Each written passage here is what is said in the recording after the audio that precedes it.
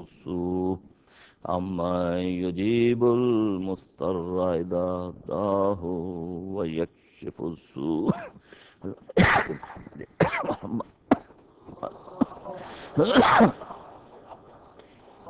نعم، یہ ہیں جو ہمارے مرحومین کے ہیں، اس میں سے حامد جعفری، مبین فاطمہ جعفری، ہادی جعفری، اور وہ تمام نام جو آپ نے دیے، وہ تمام نام کے جو وہاں معصوم کے بورڈ پر لکھے ہیں، جنہوں نے اسی مقصد کے لیے، ان تمام سب کے ارواح کے لیے، اپنے مرحومین کے لیے، میرے والدین کے لیے، سب کے لیے ایک مرتبہ سورہ حمد، 3 مرتبہ سورہ اخلاص.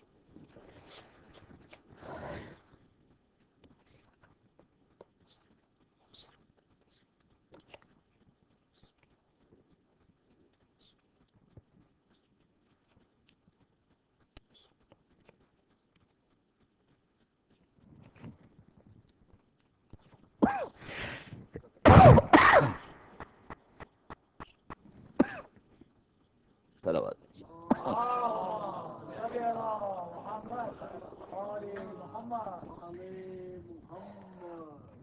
آج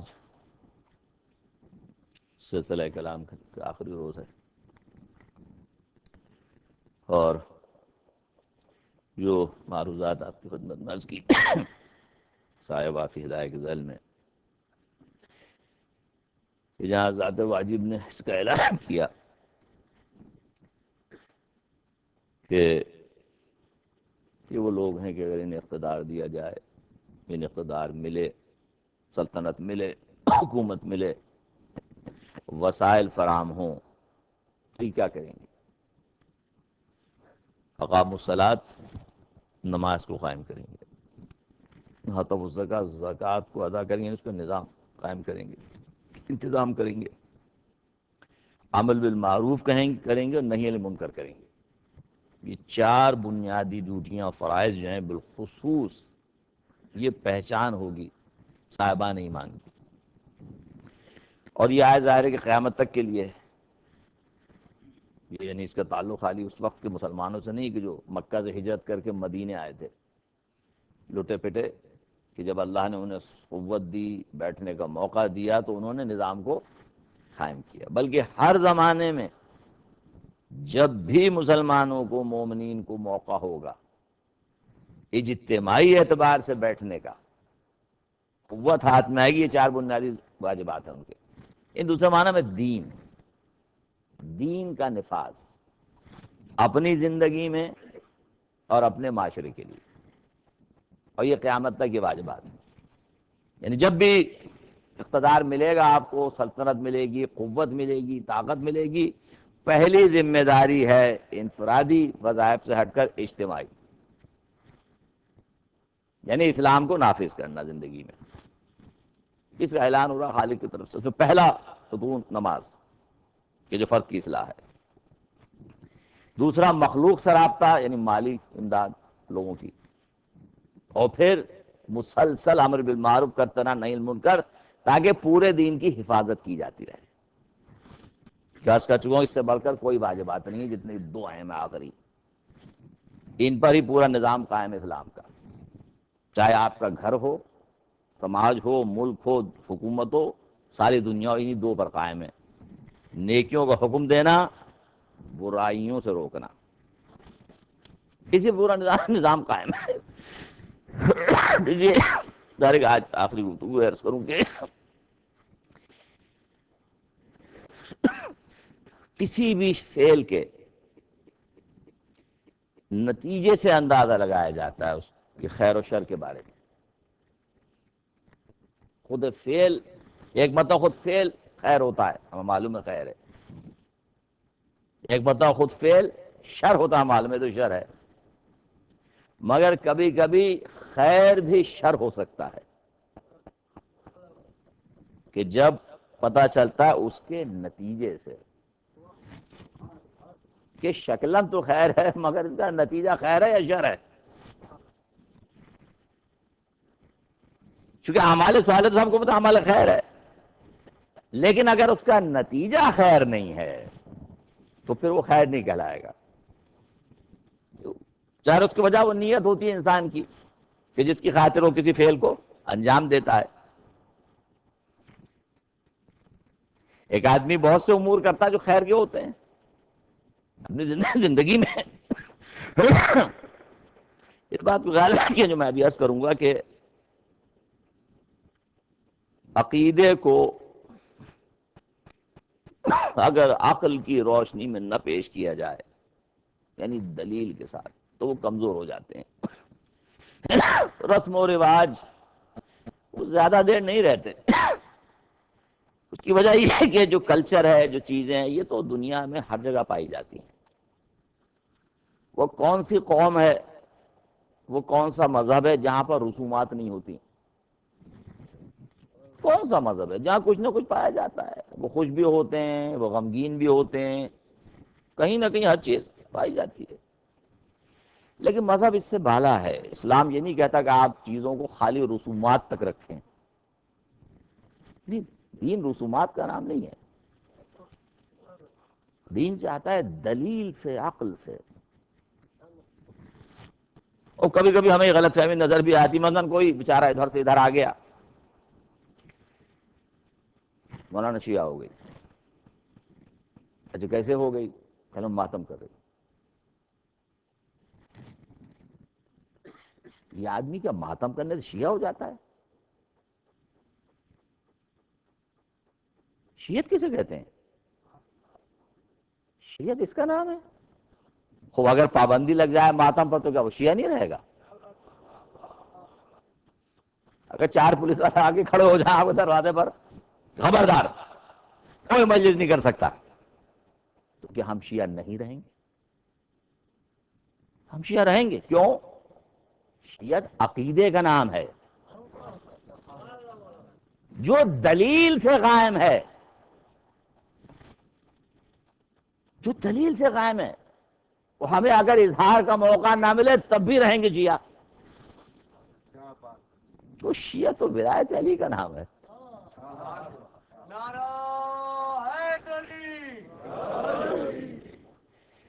اصول کو سمجھو دلیل سے کہ تشیع کا عقیدہ کیا ہے.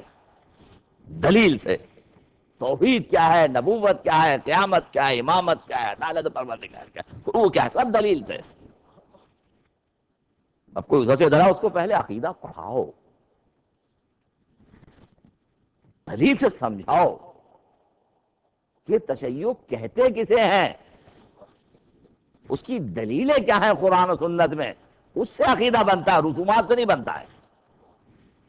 وہ تو آج سے ختم ہو جاتا ہے. ہم تاریخ کے دور میں یہاں سے گزر گئے کبھی کچھ بھی اجازت نہیں تھی. یہ تھی نہیں تھی نا، مگر شیعہ ہم رہے چونکہ عقیدہ دل میں سفر کر رہا تھا، چونکہ دلیل سے قائم تھا. تو جب دلیل ہے چاہے ساری پابندیاں لگ جائیں تو کوئی اس غلط فہمی میں نہ رہے کہ اگر ہماری عزاداری بند بھی کرا دے گا تو ہم شیعہ نہیں رہیں گے. تو شیعہ دلیل سے قائم ہوتا ہے. دلیل ہے تشیع ہے بس. جتنی آزادی ہوتی ہے اتنا ہی پھر اظہار بھی ہو جاتا ہے. تو آزادی پر ہے مگر جو اصل ہے وہ دلیل ہے جو رہنما ہے عقیدے کی ہمارے. لہذا عقیدے جو ہے اگر صحیح ہیں تو وہ انسان کے لیے مددگار ہے. اگر عقیدے کمزور ہو جائیں تو عمل کمزور ہو جاتے ہیں. اس لیے کہ اصول کسے کہتے ہیں؟ جڑ، اصل، اصول اور فروع. اگر جڑ کمزور ہے تو درخت بھی کمزور نظر آئے گا. پتے بھی مرجھائے نظر آئیں گے، پھول بھی صحیح نظر نہیں آئے گا، پھل بھی نہیں دے گا کیونکہ جڑ کمزور ہے. تو اصول اور فروع میں فرق کیا ہے؟ اصول دین یہ جڑ ہے، عقیدہ جڑ ہے کسی درخت کی. فروع کیا ہے؟ اس کی شاخیں ہیں، پھل ہیں، پھول ہیں. اگر عمل میں کوتاہی ہے تو جڑ میں کمزوری ہے. اسے کھاد کی ضرورت ہے، اسے پانی کی ضرورت ہے. کیونکہ اگر جڑ مضبوط ہوگی تو پھر پھل پھول نظر آئیں گے. درخت تر و تازہ نظر آئے گا، یعنی اعمال نظر آئیں گے. اور اگر جڑ کمزور ہے تو ظاہر ہے نہ پھل صحیح ہوں گے، نہ پتے ہوں گے، نہ رونق ہوگی درخت کے اوپر. اس کے جڑ کی یعنی عقیدے کی مضبوطی ضروری ہے، اور عمل کے اساس عقیدہ ہی ہے. جزا عقیدے کی نہیں ملتی ہے، جزا عمل کی ملتی ہے، مگر عمل کی قبولیت کا دار و مدار عقیدے کے صحیح ہونے پر ہے. ایک صلوات بھیجیے.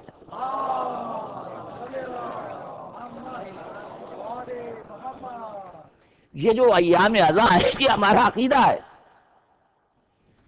یہ جو ذکر حسین ہے یہ ہماری شہرگ ہے، اسلام کی شہرگ ہے. اذا مجلس حسین یہ جو برپا ہو رہی ہے، اور اس کی قوت کا اندازہ ان سے لگا لے تو جو اس کے مخالف ہیں. بھئی پیسے آپ خرچ کرتے ہیں کروڑ ڈالر اپنے. ابھی کسی نے شاید ہمارے یہاں پاکستان میں بہت سے حساب کے لائق کتنے ارب 126 ارب کا خرچہ ہوتا ہے. اب یہاں حساب یہاں کتنا خرچہ ہوگا اگر یہاں کے حساب لگائے ڈالروں میں؟ خرچہ تو ہمارا ہو رہا ہے نا.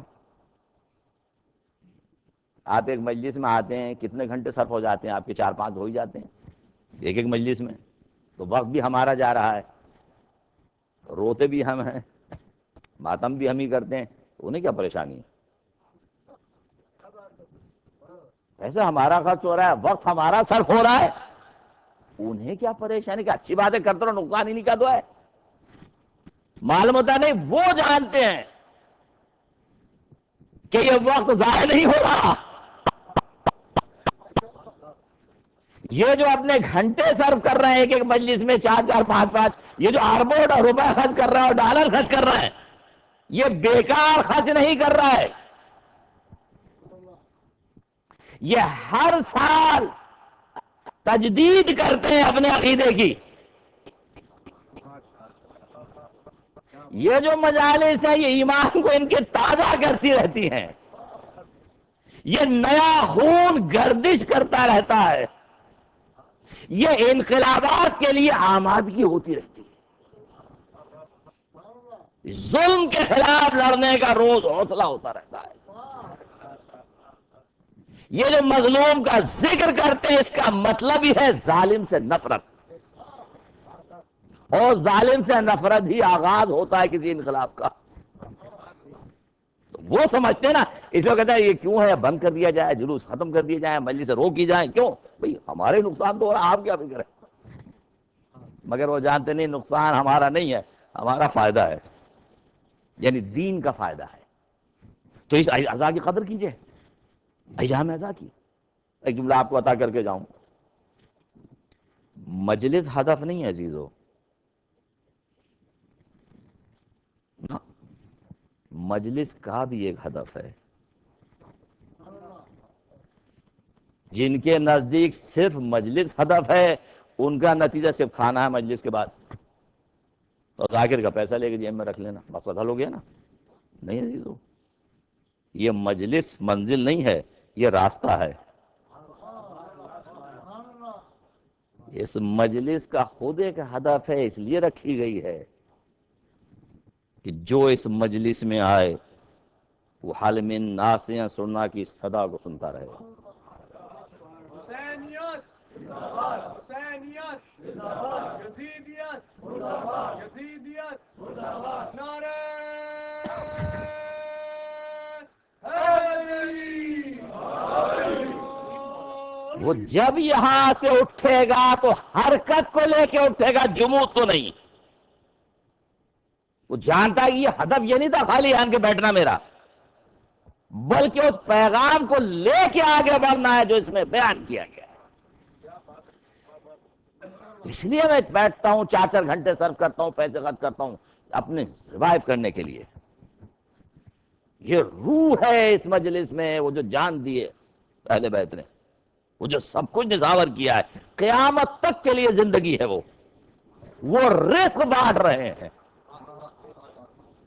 انقلاب جو اسلامی کہلائے گا اس کا رزق ہے کربلا، اور جہاں حسین نہیں اس کا اسلام سے کوئی تعلق نہیں. یہ ذمہ داری سے کہہ رہا ہوں، جہاں حسین نہیں اس کا انقلاب کا اسلام سے کوئی تعلق نہیں ہے، اور دہشت گرد وہیں پیدا ہوتے ہیں جہاں حسین نہیں ہوتے،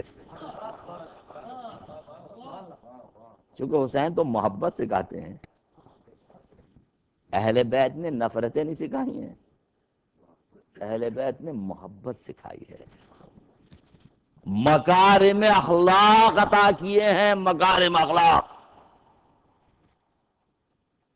اخلاق یہ ہے کہ آپ جو اچھا کریں آپ بھی اس کے ساتھ اچھا کریں، نہیں، مکارم اخلاق یہ ہے کہ برائی کے بدلے میں اچھائی، اپنے دشمن کے ساتھ بھی نیکی۔ یہ کون عطا کرتا ہے؟ وہ جو اس رکتے کو جانتے ہیں، جس کے لیے نبی آیا تھا دنیا، مکارم اخلاق، دشمن پر بھی احسان کرنا۔ بس یاد رکھیے یہ مجلس شعور دینے کے لیے ہے، مجلس حسین میں آنے والا بے شعور نہیں ہو سکتا۔ مومن کیس ہوتا ہے، ذہین ہوتا ہے، عقل کو اپنی استعمال کر کسی فعل کی گہرائی کو جانتا ہے، یہ اگر شخص کہہ رہا ہے تو اس کا مقصد کیا ہے، تو خالی ظاہر کو نہیں دیکھتا۔ جملوں کی یاد ہے کہ میں آپ سے کچھ کہہ کے جا رہا ہوں، اسلام کبھی کفر کا احسان نہیں لیتا، دوسرا جملہ، اور کفر کبھی اسلام پہ احسان نہیں کرتا۔ یہ آپ احمق ہیں اگر یہ سمجھ رہے ہو، کفر اگر احسان کے لیے آتا ہے وہ بنیے کی طرح ہندو جو کچھ دیکھ کے گرتا ہے، وہ اپنا فائدہ دیکھ کے جاتا ہے، آپ کی طرح، ابو سفیان کی طرح۔ ایسا ابو سفیان امام کے پاس کیا آپ کی مدد کروں، آپ کو اقتدار دلوا دوں؟ کیوں نہیں لے لی مدد؟ کیوں نہیں لے لی مدد؟ بھائی کہہ رہے ہیں نا بار بار میرا حق ہے، یہ تو نہیں کہ نہیں کہا، بس کہتے رہے نا بار بار یہ میرا حق ہے۔ ایک آدمی آیا حق دلوانے، ایک آدمی آیا حق دلوانے، مولا وہ آیا ہے لالی ابھی بھر دیتا ہوں لا کے مکے سے سب کو، فوجوں کو، یہ سارے 9 مسئلے میرے ہی تو ہیں، میں ابھی آپ کو حق دلوا دیتا ہوں۔ لے کیوں نہیں لیا مدد کو؟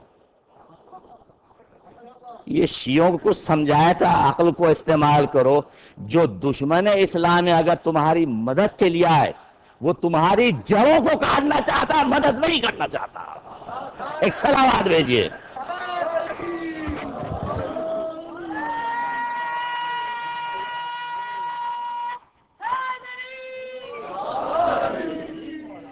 وہ ظاہر میں تمہیں نظر آئے گی مدد، وہ برسوں بعد پتا چلے گا انہوں نے تمہاری جڑیں کاٹ دی، تمہیں برباد کر دیا، تباہ کر دیا۔ یہ عقل کس نے دی تھی؟ مولا نے۔ آپ کو اصول سمجھایا تھا، نہ اسلام کفر کا احسان لیتا نہ ہی کفر احسان کرتا ہے، وہ تباہ کرنے کے لیے ہاتھ بڑھاتا ہے صرف۔ یہ ہے اس ممبر کا مقصد۔ اس ممبر کے سامنے بیٹھنے والے دین نہیں بیچ سکتے، جو دین بیچتا اس کو حسین کا مکتب سے کوئی تعلق نہیں ہے۔ پھر یہ حسین ہے۔ عقل استعمال کرو، شناخت حاصل کرو، غور کرو کسی دوسرے کے عمل میں وہ چاہتا کیا ہے۔ تم حسین مکتب سے تعلق رکھتے ہو، تم بھی عقل کب سے ہو گئے؟ تو عقل دینے آئے تھے، تمہیں شعور دینے کے لیے آئے تھے، ان کا فالوور کیسے ہو سکتا ہے؟ بس یاد رکھیے ہر عمل کی گہرائی کو دیکھنا پڑتا ہے۔ عمل ہے ظاہر میں، اس کے پیچھے کیا ہے، نتیجہ کیا ہے اس کا۔ دیکھیے عمل کرنا ہے، گفتگو زیادہ نہیں لوں گا، آخری شب ہے، بس یہ کربلا، یہ مجلس، اس کی حفاظت ضروری ہے، اس کی حفاظت، یہ اسلام کی شہرگ ہے، یہ ہماری بقا کا ذریعہ ہے، یہ فرشدہ معمولی بات نہیں ہے، اسے میسج کو منتقل کرنا ہے نسلوں میں اپنی۔ امام کو اس کی ضرورت نہیں ہے، ہمیں ضرورت ہے، ہم زندہ ہیں اس کی وجہ سے. کسی مذہب میں یہ انسٹیٹیوشن نہیں ہے، کسی مکتب میں نہیں ہے، یہ نہ مذاہب میں ہے نہ ہی اسلام کے کسی مکتب میں ہے، سوائے یہاں کے کہ جہاں کھینچ کے نہیں لانا پڑتا ہے آپ کو. بارش ہو جائے، طوفان ہو جائے، برف ہو جائے، پریشانی ہو جائے، اپنا چاہے کوئی مر جائے، اپنے کو ہم بھول جاتے ہیں یا نہیں؟ مگر حسین کو نہیں بھول سکتے. اپنے کو کتنے دن روتے ہیں آپ؟ زیادہ تو نہیں روتے نا، بھول جاتے ہیں نا. مگر یہ غم، یہ کب سے ہے؟ یہ غم ہمیں ہر غم سے زیادہ عزیز ہے، چونکہ یہ غم میرا نہیں، یہ رسول کا غم ہے. یہاں تو ملائکہ نے گریا کیا اس کے لیے، ہم کیا ہیں؟ عرش و فرش رویا، ہم کیا ہیں؟ ہمیں تو اس پر روح لینی ہے، انرجی اپنی حیات کے لیے. جو بس عمل کے جملے کو یاد رکھیے میرے، عمل ظاہر میں ممکن ہے کہ خوب نظر آئے، تو اسی پر مجھے تمام کرنی ہے مجھے نقطے پر. لیکن اب میں مثال دوں یاد، قرآن نبی میں نے پہلی تقریر میں کہا تھا نا کہ پروردگار نے کہا کہ اگر ہم مدد نہ کریں ایک کے مقابلے میں دوسروں کو استعمال نہ کریں تو ممکن ہے کوئی مسجد باقی نہیں رہتی، نہ مسلمانوں کی نہ کسی اور کی. یعنی دفاع کا جو حق ہم نے دیا ہے، دیکھیے نا، تو غور کیجیے آپ، مسجد کتنی اہمیت رکھتی ہے. مسجد اگر وقف ہو جائے تو اس کی تو آپ کوئی چیز ایسا ادھر بھی نہیں کر سکتے. مسجد کی اہمیت ہے اپنی جگہ پر، لیکن بشرطے کہ اس کی بنیاد تقوی پر رکھی گئی ہو. ہے مسجد، اسلام نے ہر بات آپ کو سمجھا دی کہ ہر عمل جو میں نے شروع میں کہا تھا ہو سکتا ہے شکلاً خیر ہو، لیکن اگر اس کا نتیجہ خیر نہیں تو پھر وہ شر ہے. اگر مثلا نماز جماعت قائم ہے کہیں مسجد میں، اب ایک صاحب اپنے گھر میں قائم رکھنا تو قائم کر لیں دروازے کے سامنے، ہے تو نماز ہی، نماز ہے نا. یہ عمل خیر نہیں ہے چونکہ جماعت کی توہین ہے. تو سامنے جماعت ہو رہی مسجد میں، آپ گھر میں کیسے قائم کر رہے ہیں اسی وقت؟ یعنی 4 آدمی آپ یہاں بھی پڑھ لی نا، یہاں بھی تو نماز ہی ہو رہی ہے. جملے یاد رکھیے، یہاں بھی ہم نماز ہی پڑھ رہے ہیں، نہیں آپ توہین کر رہے ہیں جماعت کی جو مسجد میں ہو رہی ہے. یعنی جو ضد میں بنائی جائے وہاں نہیں جانا ہمیں، ضد کی بات کر رہا ہوں. تو ہم بھی نماز ہی پڑھ رہے ہیں، آپ یہاں پڑھ لیجیے. نہیں، یہ نماز اب نماز نہیں ہے، چونکہ فتنے کے لیے ہے، چونکہ اس کا نتیجہ شر ہے. اس کا نتیجہ چونکہ شر ہے تو عمل خیر شکلن، مگر روح میں نہیں ہے. اسلام میں مسجد ہے، اس مسجد کو دے رہا ہوں، آج کی بس آخری مجلس ہے اس لیے عرض کر رہا ہوں. مسجد ایون مسجد کیا ہوتی ہے؟ وہ خدا سے وابستہ ہو گئی. مگر اسلام نے کیا آپ کو بتایا کہ ایک مسجد بھی ہے جس کو گرا بھی دیا گیا ہے نا، قرآن میں ہے. تو یہ مسجد تھی، اب بنانے والوں نے مسجد بنائی تھی، بت خدا نہیں بنایا تھا، نہیں بنایا تھا نا، بت خدا نہیں، مسجد بنائی تھی. اب یہ واقعہ کب ہے؟ غزوہ تبوک کا، غزوہ تبوک کا. اب نبی نکلنے والے ہیں، سوار ہو رہے ہیں جانے کے لیے، یہ گروہ آ گیا، یا رسول اللہ ایک مسجد بنائی ہے، آپ ذرا 2 رکعت نماز پڑھ دیں، افتتاح کر دیں تاکہ سند ہو جائے کہ قبلہ نے بھی نماز پڑھی اس میں. تو ہوتا نا کبھی ثابت ہوگا بالکل نیک کام ہوا. یہ تو یا رسول اللہ آپ 2 رکعت نماز پڑھ دیں. میں نے کہا وہ ادھر آ جائے گی نہیں، ابھی میں جا رہا ہوں، واپس آ کے بات کروں گا اس موضوع پر، ابھی جانا ہے مجھے. جب واپس آئے تو ادھر سے وحی آئی، اس کو گرا دو، اس مسجد کو گرا دو. کیوں گرا دو؟ یہ تو مسجد ہے، تو نماز کے لیے بنی ہے، نماز تو مسجد کو گرا دو. اس لیے اسلام نے اصول سمجھا ایون کہ وہ میرے لیے بنی، نام مسجد ہی رکھا گیا اس کا، مگر اللہ نے کہا نہیں، اس کو جڑ سے اکھاڑ دو. اچھا میں آپ سے ایک بات کہوں، سوچئے کہ بھئی اگر انہوں نے، چلو ان کی نیت غلط تھی، بنانے والے معلوم نفاق تھا ان کا، انہوں نے اپنے عذر پیش کیا، مسجد بہت دور ہے، ہم وہاں نہیں جا سکتے اتنی دور مسجد نبوی میں، ہم یہیں کر لیتے ہیں اپنا انتظام، ان کا عذر یہی ہے، اور اپنا انتظام کر لیا۔ اچھا میں کہتا ہوں چلیے آپ سے ایک بات پوچھ رہا ہوں پروردگار، خوب اگر ان کی نیت خراب تھی تو بنا تو لی تھی نا، آپ اس میں ابو ذر کو بھیج دیتے، آپ اس میں عمار کو بھیج دیتے، گرانے کی کیا ضرورت تھی؟ بھئی ہو سکتا تھا کہ نہیں؟ بھئی چلو انہوں نے بنائی، یہ آدمی جو ہے وہ منافق ہے، فتنہ کر رہا ہے ابو عامر، تو یا رسول اللہ آپ کسی نیک آدمی کو بھیج دیں، بھئی ابو ذر جا سکتے ہیں، سلمان جا سکتے ہیں، کوئی بھی جا سکتا ہے، مگر حکم ہو رہا ہے کہ نہیں، اس کو جڑ سے اکھاڑ دو، چونکہ جس کی بنیاد شر پر اس سے کبھی خیر برآمد نہیں ہو سکتا۔ ایک صلوات بھیجیے۔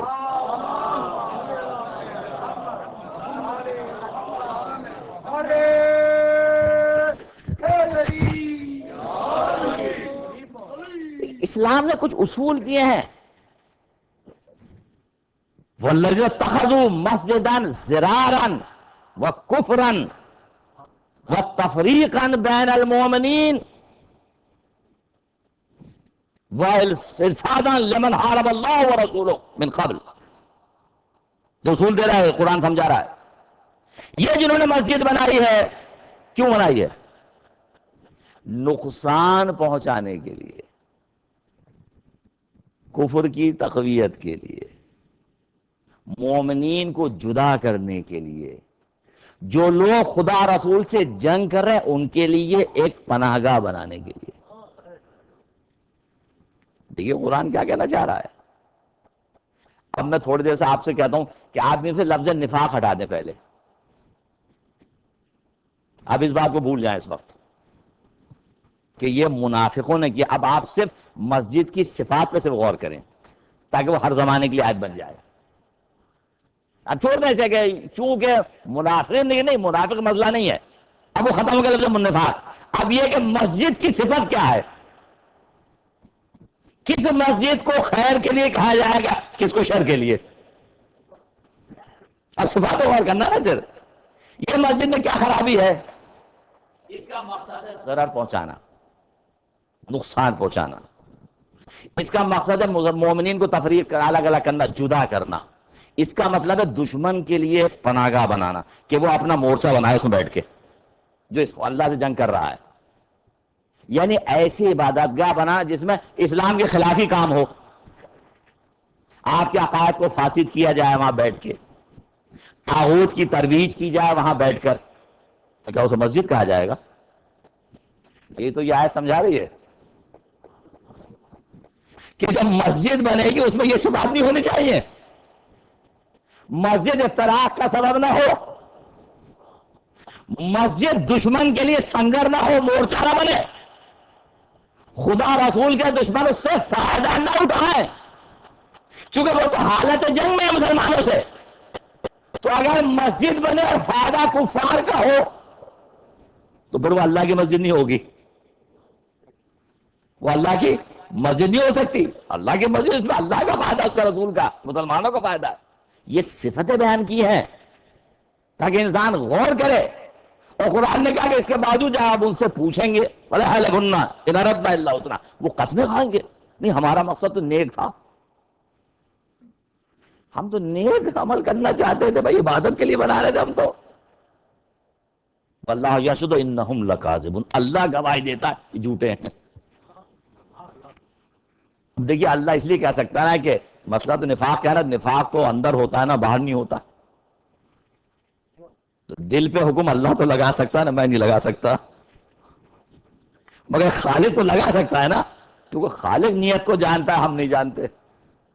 ہم اگر کسی عمل کے اثر سے پہچان سکتے ہیں آیا اس عمل کا نتیجہ خیر ہے یا شر ہے، تو کبھی خیر اس کے نتیجے سے پہچانا جاتا ہے کہ ظاہراً خیر ہے مگر اس کا نتیجہ خیر پر ختم ہو رہا ہے یا شر پہ ختم ہو رہا ہے۔ ایک صلوات بھیجیے۔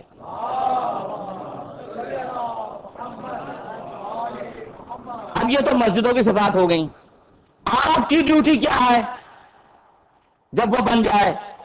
لا تقم فیہ ابدا، خبردار حبیب اس میں قدم نہ رکھنا۔ اب ڈیوٹی شروع ہوئی آپ کی، دوسرے کی ڈیوٹی کہ انہوں تو کر لیا کیا، مگر تم اس میں قدم نہ رکھنا، آپ اس میں قدم نہ رکھیں ورنہ یہ مدد کہلائے گی، خبردار آپ اس میں نہ جائیے گا، یعنی اس کو گرا دو، اس کو جڑ سے اکھاڑ دو، اس کی اینٹوں کو بھی، کہ اس کا وجود باقی نہ رہے، چونکہ وہ قبا کے برابر میں بنائی تھی۔ اب اس کے مقابلے میں کیا ہوگا؟ مسجد اسس علی التقوی من اول یوم احق ان تقوم فیہ، وہ مسجد کی جس کی بنیاد روز اول سے تقوی پر رکھی گئی،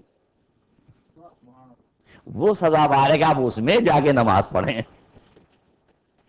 اب دیکھیے ڈیوٹی بیان کی جانے صاحبان مان کی، خطاب رسول سے، خطاب رسول تو لیڈر ہے نا، چکے اس لیے اور زیادہ خطاب بڑھ جاتا ہے کہ بھائی وہ مسجد جو اب جس کی بنیاد ہی تقوی پر رکھی گئی ہے، فساد پہ نہیں، تفریق پہ نہیں، نقصان پہنچانے پہ نہیں دین کے، تو پھر وہ سزاوار ہے کہ آپ وہاں نماز پڑھیں۔ کیوں؟ فیہ رجال یحبون ان یطہروا، اس میں جو مرد ہیں، لوگ ہیں، وہ کون ہیں؟ جو طہارت کو عزیز رکھتے ہیں، پاکیزگی کو۔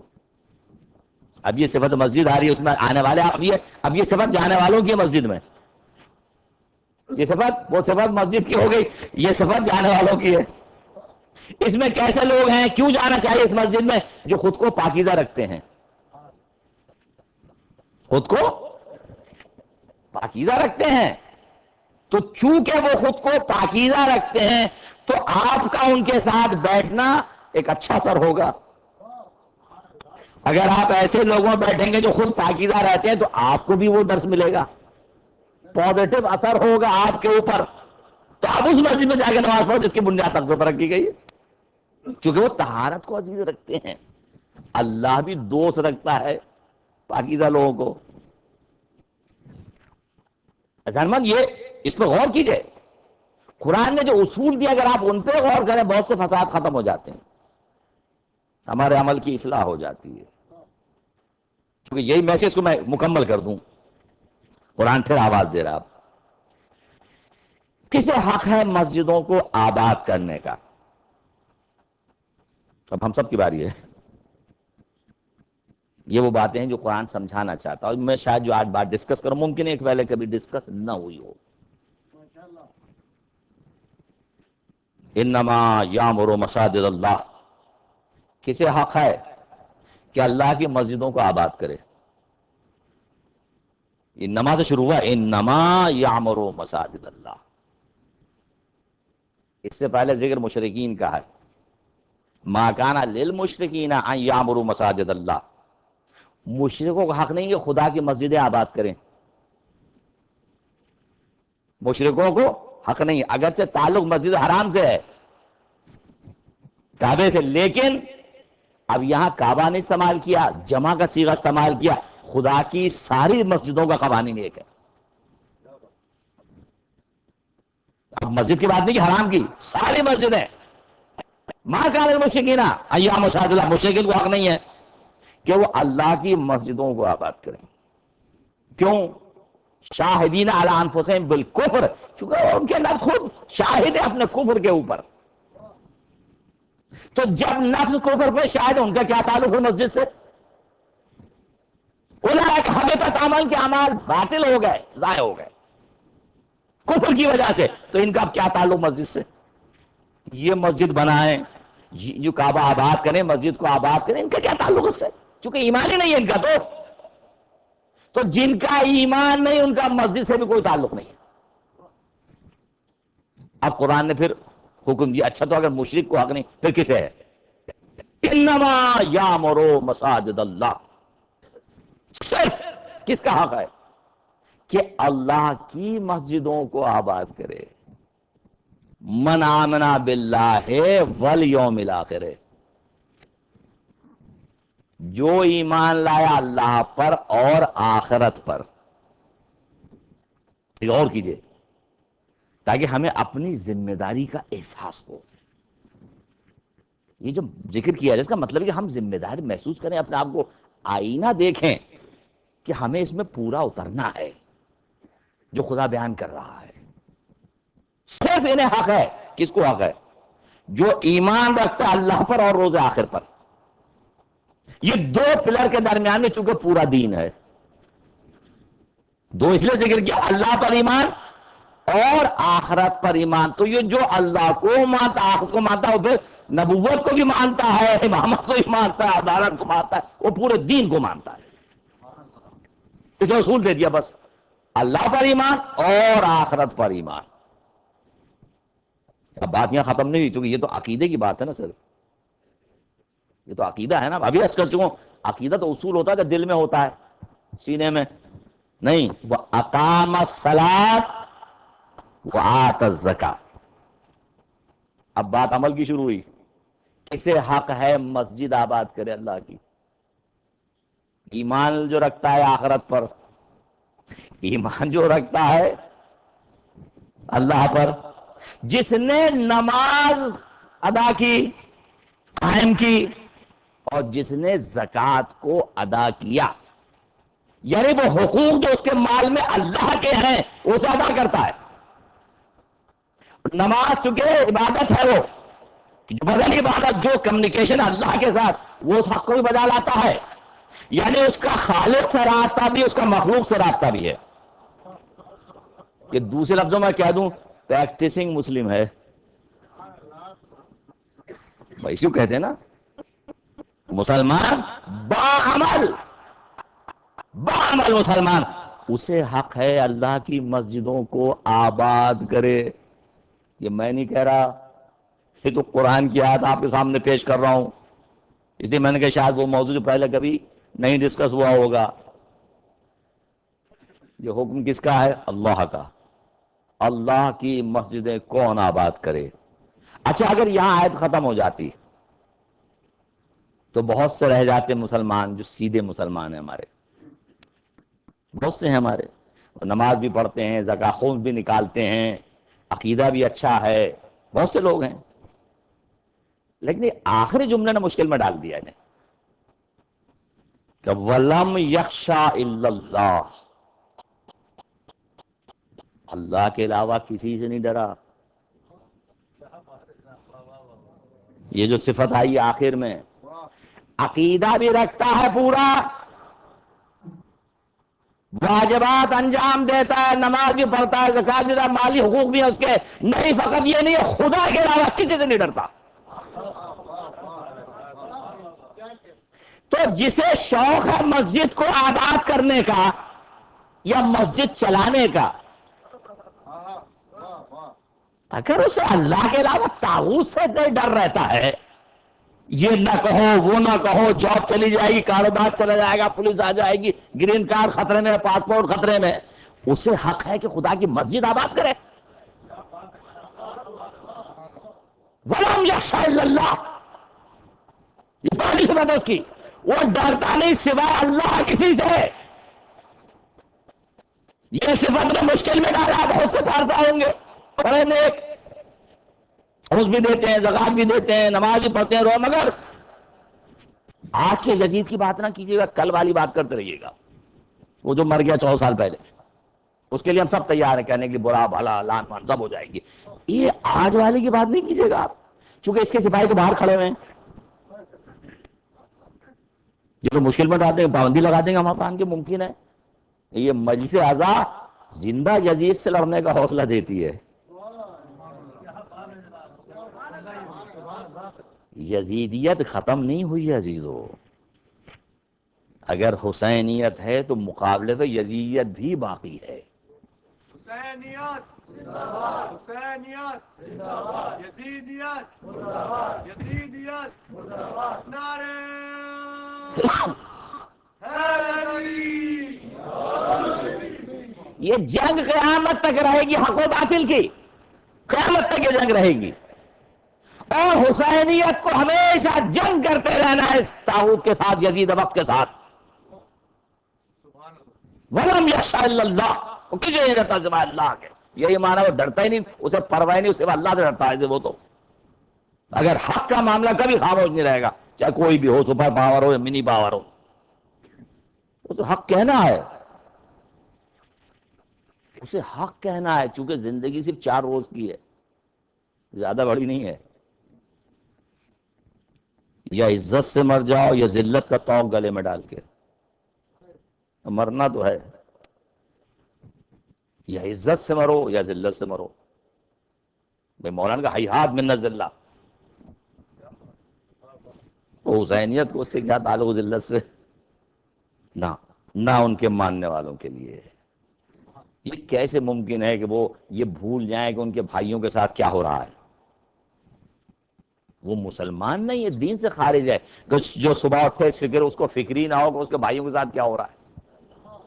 اس کو فکری نہ ہو کہ بحرین میں کتنے لوگ مارے جا رہے ہیں، عراق میں کتنے مارے جا رہے ہیں، لبنان میں کتنے مارے، اس کو کسی کی فکر ہی نہیں ہے. نہیں، یہ ہو ہی نہیں، وہ اسلام سے خارج ہے. جسے کنسرن نہ ہو اپنے بھائیوں کا، جسے غریبوں کو کنسرن نہ ہو، جسے مظلوموں کی فکر نہ ہو، وہ اسلام سے خارج ہے. پیغمبر کہہ رہے ہیں لا یزال مسلم، اسلامی نہیں ہے، اس کا مسلمان ہی نہیں ہے یہ، جسے کوئی فکر نہیں ہے. یہ بتائے کہ آپ ایک جسم ہے، پورا ایک باڈی ہے، کہیں بھی پن چبا دے باڈی میں خبر فوراً ہو جائے گی، چونکہ جسم ایک ہے، ایک وجود ہے آپ کا. یہ مجلسوں کے معنی یہی ہے. یہ نہیں کہ وہ طاغوت پرانا گزر گیا تو اس کی فکر ہے، اور جو آج کا اس کی کوئی فکر نہیں ہے، اس کے ہاتھ اپنا دین بھیج دو صرف پیٹ کی خاطر. 4 روز کی زندگی تو نہیں عزیزو، یہ تو اسے نمبر سے کوئی نسبت نہیں، فرش آزاد سے کوئی نسبت نہیں ہے. تو سمجھنے کی بات ہے. یہ ذکر حسین مرد بناتا ہے، رجل بناتا ہے، شجاع بناتا ہے، عقل بھی دیتا ہے، شعور دیتا ہے. یہ فرش ازا کا، اس لیے اس کی قیمت ہے، قدر و قیمت ہے اس ازا کی. مسلمان غافل نہیں رہ سکتا کبھی بھی. وہ چالوں کو سمجھتا ہے، وہ دیکھتا ہے میرے بھائی قتل کیے جا رہے ہیں، دھوکہ دیا جا رہا ہے انہیں. یہ کیسے ممکن ہے میں یہاں آرام سے خوش ہوں، میں دیکھوں میرے بھائی زیارت کے لیے جا رہے ہیں، خون میں نہائے ہوئے ہیں. ابھی دیکھا ہوگا آپ نے آج ہی، وہ جا رہے ہیں کربلا زیارت کے لیے، وہ ان کی لاشیں پڑی ہوئی ہیں. یہ انہیں کون فراہم کر رہا ہے اسلحہ؟ کہیں سے تو آ رہا ہے نا. یہ کون دیتا ہے انہیں؟ یہ نئے نئے بنتے کہاں ہیں؟ یہ بات میں کیوں کہہ رہا ہوں؟ صرف اس لیے کہ چونکہ آپ کا مکتب حسین سے تعلق ہے. اگر زندگی میں کبھی آپ نے ظالم کے کسی اقدام کی تائید کی، پوری زندگی کے اعمال باطل ہیں آپ کے. یہ نام حسینیت، اس کا نام ہے. پورے اعمال زندگی کے.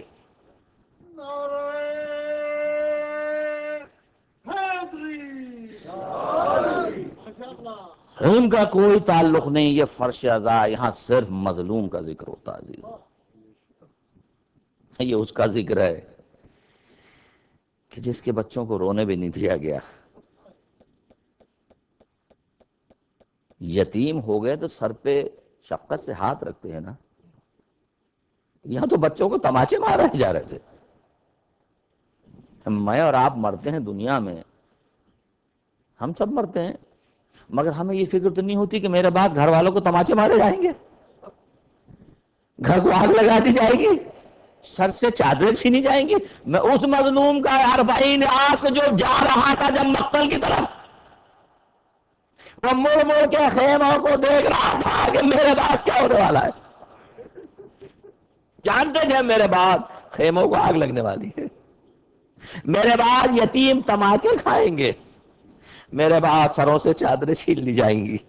میرا سلام اپنے مولا کو. تو جانتا تھا. اور وقت آخر بھی جب شہادت کا وقت تھا تو یہ دیکھنے کے لیے کہ ابھی زندہ ہے یا نہیں ہے، کیا آزمائش کی تھی کہ گھوڑوں کا رخ کر دیا خیام حسینی کی طرف. یہ پتہ کرنے کے لیے کہ اگر حسین زندہ ہے تو خاموش نہیں رہ سکتے، یہ برداشت ہی نہیں کر سکتے کہ ان کی زندگی میں خیمے لوٹے جائیں. اور وہی ہوا جیسے گھوڑے دوڑے، امام نے آنکھیں کھول دی. عمر سعد تیری غیرت کو کیا ہو گیا ہے؟ میں زندہ ہوں ابھی، جھگڑا تمہارا مجھ سے ہے، ان بچوں نے کیا بگاڑا ہے؟ یہ زمانے کا عزیز و امام تھا، اور امام اسی کو کہتے ہیں کہ جو وقت آخر تک ہدایت کا کام کرتا رہے.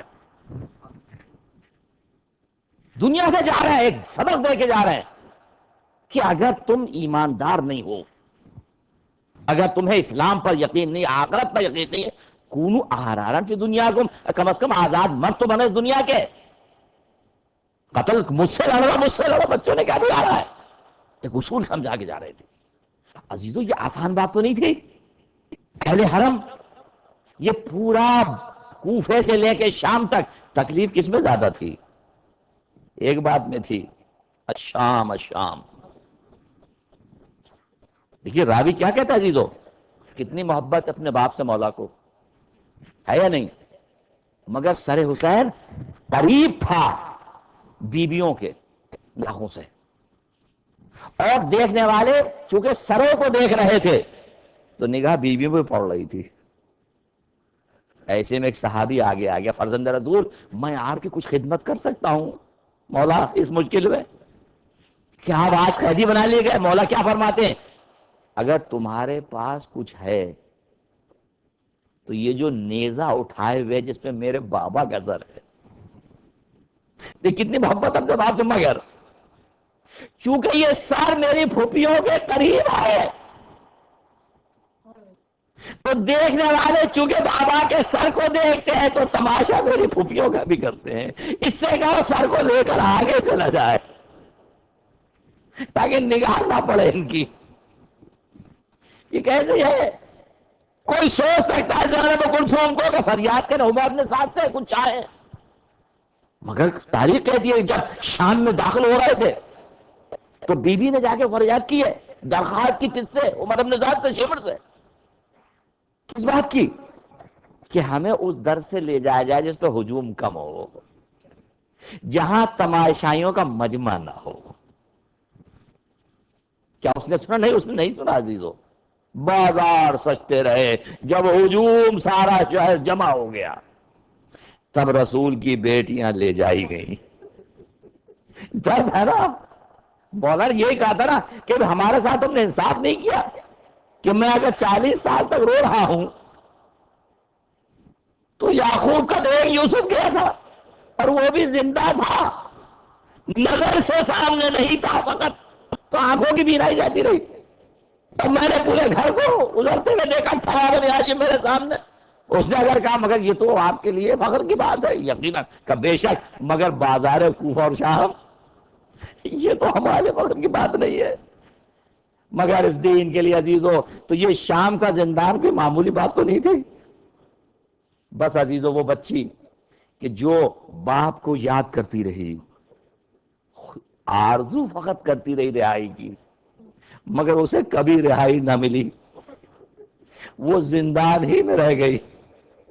جب یہ اجڑا ہوا قافلہ چلا تو آواز دی تھی اس کو یاد رکھنا ہماری بچی اسی زندان میں ہے، کبھی فرصت ہو جائے چراغ جلا دینا.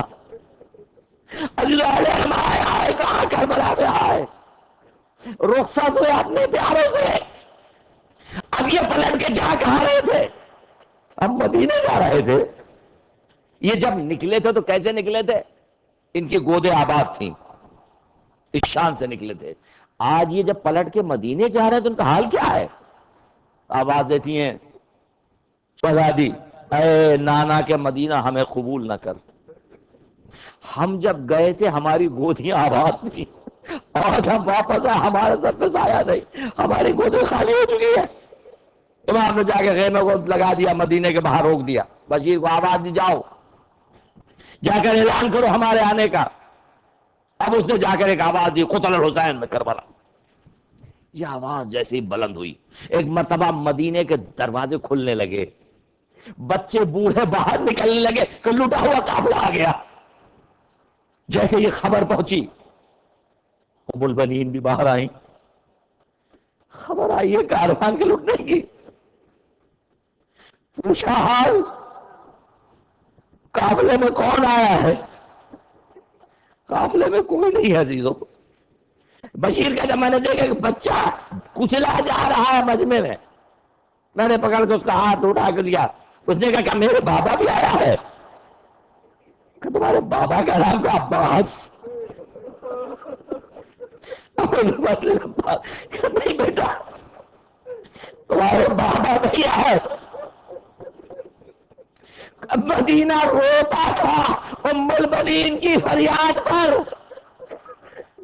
جب ام المؤمنین کہا جاتا کہ اب مجھے کیوں کہتے ہو، اب تو بیٹے ہی باقی نہیں رہے، جس وجہ سے مجھے کہا جاتا تھا اب تو اولاد ہی باقی نہیں ہے۔ عزیز آواز خبر ہوئی شہر کو، شہر بھی خبر ہوئی کہ ہمارا الٹا قافلہ آ گیا، آئے بھاگے آئے بےتاب آئے، آگے دیکھا سیاہ پرچم نظر آ رہے ہیں کہ ہمارے پرچم سیاہ کب سے ہو گئے؟ اور ایک مرتبہ بھتیج ہو گئے، گلے سے لگا، بھتیج نے کہا چچا آہستہ، اس لیے کہ تو کٹ گیا ہے مگر زخم ہرا ہے۔ اتنا روئے کہ غش آ گیا۔ عزیز اپنے بھائی کے میرے مولا کا بتاؤ بیٹا، کربلا میں جب اکیلے رہ گئے کہ آپ کو بہت یاد کیا، ہر چاہنے والے کو یاد کر رہے تھے۔ جب میں اہل مدینہ جب آئے، ایک مرتبہ شہزادی نے فریاد کی، بیٹا نانا کے روضے پر جانا ہے۔ یہ لٹا ہوا قافلہ عزیز آیا قبر رسول پر۔ میں کہوں گا اب شہزادی کیا آواز دے، اب نانا سے کیا فریاد کرے۔ ایک مرتبہ اس خون آلود کرتے کو نکالا، اس امانت کو نکال کے آواز دی، نانا جب باہر جاتے کوئی سوغات لے کر آتے ہیں، میں یہ تحفہ لائی وہ آپ کے نواسے کا وہ کرتا کہ جو وقت آخر جسم پر تھا، اور آواز دی کاش اگر ممکن ہوتا ان بازووں پر نیلوں کے نشان دکھاتی، ان تازیانوں کے نانا بازاروں میں کھینچا گیا، تازیانے لگائے گئے، تماچے مارے گئے، غلاموں کی طرح لے جایا گیا۔